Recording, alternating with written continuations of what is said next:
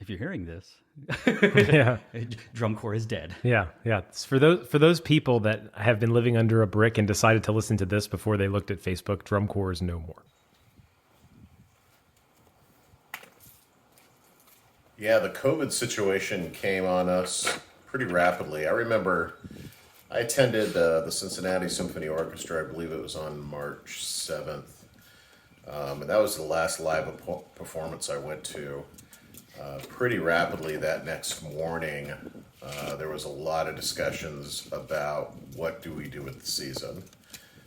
We had a camp coming up in March. That week, we decided to cancel the March camp, go ahead and set that expectation. DCI started meeting pretty frequently, the membership of DCI. The FPA Board of Directors started having weekly emergency meetings. And of course, a lot of things were changing with the NBA, the Olympics, the NHL. So there's a lot of examples for us to look at. And it wasn't too long before, we had to make that decision. It was a really tough decision to make, but it was kind of being made for us. So I don't think it was so much concern about the decision being made as much as it was, what do we do now?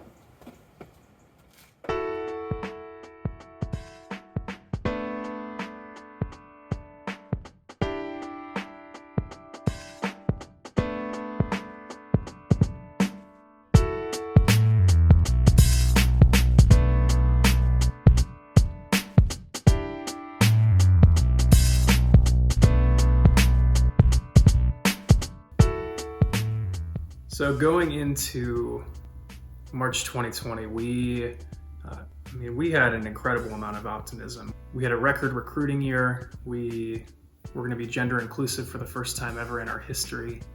There was so much to look forward to at that time. I remember that vote. I remember what it felt like to be on that call when we ultimately made this decision to cancel the season. First of all, a deep sadness.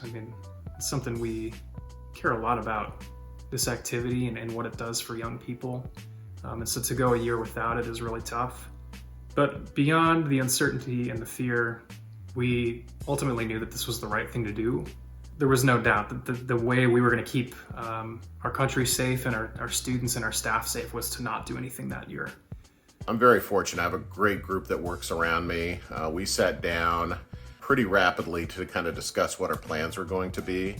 Jason Robb's on that team, so he was able to sit down and talk with the design team and halt the production process.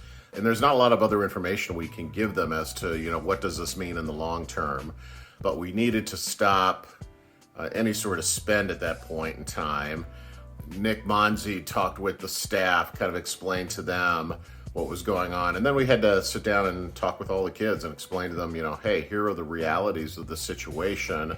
What is it that we're going to do? And it wasn't so much about giving them clarity because there wasn't any clarity to be had at that point in time, but it was really about them understanding that we're going to try to figure this out and we're going to try to figure this out together. And I think at least having that level of comfort in the discussion was pretty critical. So for us, it was really about opening up that communication, having those discussions, and being all right saying, we just don't know, because most of us just didn't know what this all meant. I remember going to the membership and the staff and the design team to tell them about this. It was obviously hard. For a lot of folks, it was, our students in particular, it was their dream to march with the Scouts. At that time, our age-outs didn't know if they were going to get another chance to come back.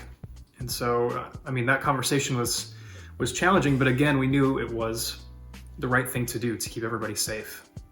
The next move was the big pivot. Interestingly enough, we've been talking about doing online educational components for several years and actually had the MadU name in place for several years, but we never had the opportunity to actually see that through or implement it in any sort of wide scale or effective way. Nick Monzi really pushed this idea out and said, what if we put together an online learning system so that kids participating in the Madison Scouts had a community, had opportunity to learn under these very challenging circumstances, and the staff was really much on board, and it gave them an opportunity to stay connected with the Corps, stay connected with the kids. So it was pretty critical. It was a critical move, and we got the announcement out there. We started working through what that actually looked like. And it's changed, it's evolved quite a bit over the past year, but it was pretty amazing to watch how our staff really came together and how the kids really engaged with it. I think our biggest fear was that there'd be a great deal that just didn't do it. That proved not to be the case, so they really stay engaged throughout the entire process. I am really looking forward to getting our performers back on the field again after way too long a time away from the activity.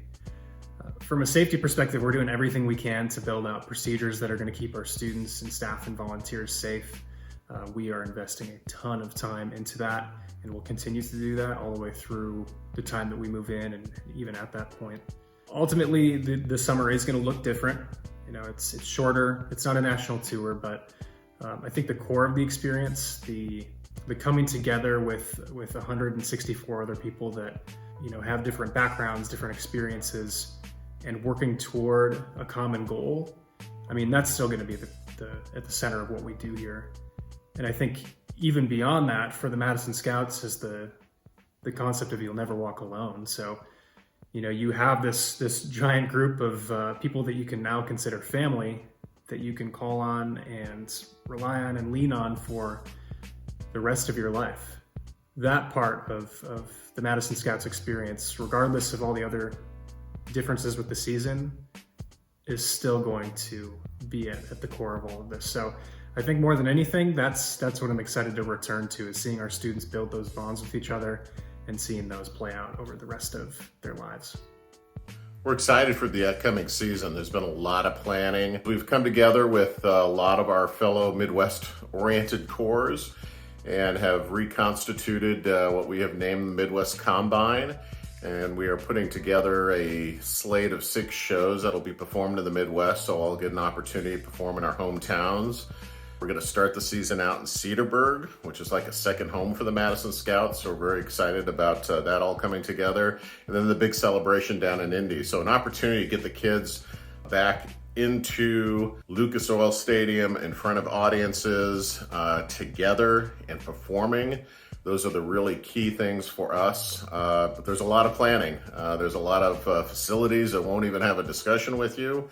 So we got to figure out where we're going to be practicing, how we're actually going to do that, what all the health requirements that we're going to have in place. So it's a complicated process. So, I mean, right now it is crazy. Every single day trying to line up what the summer is going to look like, but we're going to do it because that's what we do. This is the mobile K-Pod unit. It's going to be the place where I live in during this upcoming summer tour, so I got some work to get done by July 1st.